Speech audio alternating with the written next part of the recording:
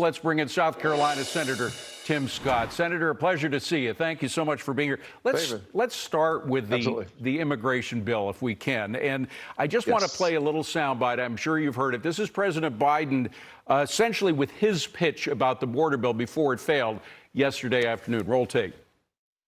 Every day between now and November, the American people are going to know that the only reason the border is not secure is Donald Trump and his MAGA Republican friends. Well, it hardly needs to be pointed out, I'm sure, at this point, but we're going to do so anyway. Just how distorted the numbers are. Just put up the numbers if you can.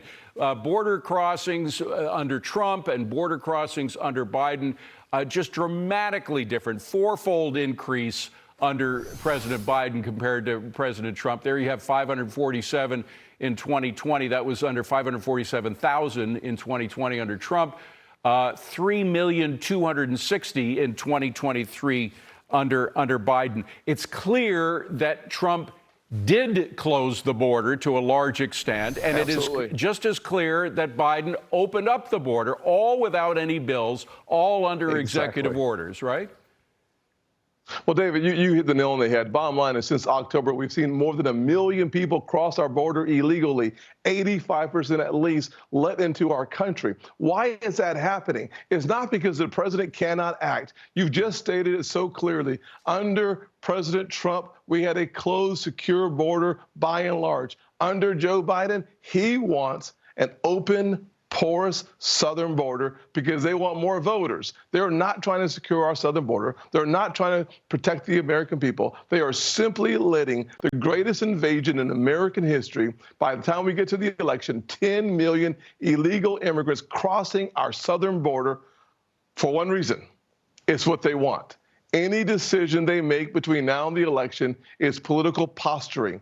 Joe Biden could have closed the border or, frankly, kept the border closed when he came into office. He actually used a pen and paper to reverse the decisions of protecting Americans from fentanyl, from the cartels, from sleeper cells, and from 10 million people. We don't know where they are, what they want, but they're not here just because they want jobs. Not all of them. Yeah. Well, your colleague, Senator Cruz, was on with Hannity last night, and he said that the Senate bill actually was designed to keep the border open. Now, a lot of people would disagree with that. Would you go that far?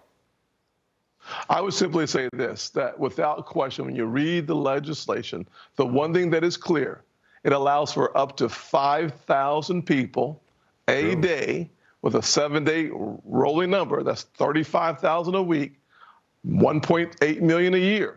We should not pass legislation that allows nearly 1.8 million people into the country illegally. We should not pass legislation that allows for catch and release to be codified as the law of our country. And we certainly should not allow people into the country and give them work permits when it will only stifle opportunities for Americans who are today working paycheck to paycheck. Work permits and also a lot of money for NGOs and sanctuary cities, which of course act as a draw for a lot of the migrants who come in here. But some people who have been sort of behind Donald Trump on the border issue, like the Border Patrol agents themselves, actually were in favor of this bill because they pointed out, as you just did, the bad elements of the bill, and he called Brandon Judd, who's the head of the Union of Border Patrol, called them the poison pill aspects of the bill. He said they could be removed under discussion between the Senate and House. Let me just play a soundbite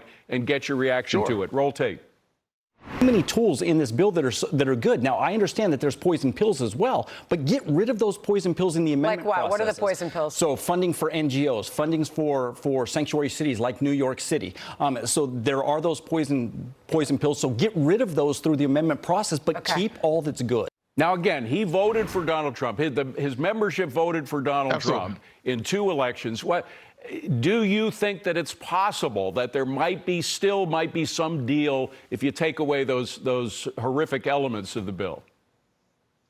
Well, David, the first thing we should do is thank Mr. Judd and every single Border Patrol agent who's on the job, doing their job, trying to keep Americans safe. Yes, 5,000 is better than 10,000, but it is still an unsafe, insecure, and wide open border. In the end, what we need to do is what I suggested when we look at the 87,000 new IRS agents brought to us by Joe Biden. Let's take those resources, $42 billion of it, and give it to the Border Patrol agents so they can hire more people, have better overtime, and frankly, have a better quality of life while protecting America's border. There is a way for us to address the concerns of Mr. Judd, and we should. But we should not pretend that legislation is necessary. Joe Biden wants an open border. I want to switch gears and ask you about some very disturbing information that's come out of the Treasury Department about how they have been essentially surveilling bank transactions that U.S. citizens have been making, really getting into the nitty-gritty details. Again, perhaps it has to do with their obsession about January 6th and whether you bought something at Dick's Sporting Goods store the day before the riots on January 6th, et cetera. Whatever reason, it disturbs a lot of Americans. You actually have the Treasury Secretary before the Banking Committee, of which you're a member tomorrow. What are you going to ask her about this? Well, I certainly will ask her about the FinCEN actually spying on Americans by using key words. What it does is allows the Treasury to take a look at folks like me who would buy a Bible, or if you go to a Bass Pro Shop.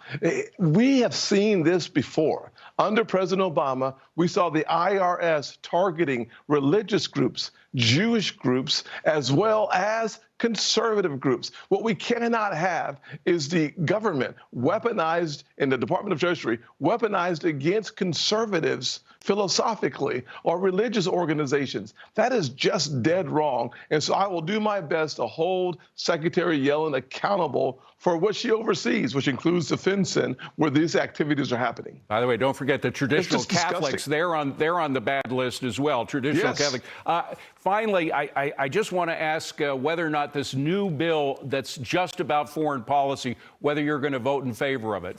Foreign money for Israel, for what's happening in Ukraine. What do you think of that standalone foreign policy bill? David, I voted no already a few minutes ago, and here's the reason why. Unfortunately, what this administration and Chuck Schumer, they are doing is using the crisis in Israel to support other priorities of the party. We should first secure our southern border. Second, provide resources to Israel. Third, take a look at Indo-Pacific. And fourth, make sure that we have accountability woven into any resources that we give to Ukraine. Without doing those four things in succession, it's going to be hard for Republicans to support it. Yeah, and very quickly, I'm way over time, but I got to ask, if you're asked by Donald Trump to be his vice presidential candidate, would you accept? I accept the responsibility of making sure that America gets 4 more years of Donald Trump because we were better off with Trump. I'm not going to worry about what happens with me. If we focus on 4 more years of Trump, we get low inflation, low unemployment, and high enthusiasm. Senator Tim Scott, always a pleasure to see you, sir. Thank you for being here. Appreciate it. Thank you, David.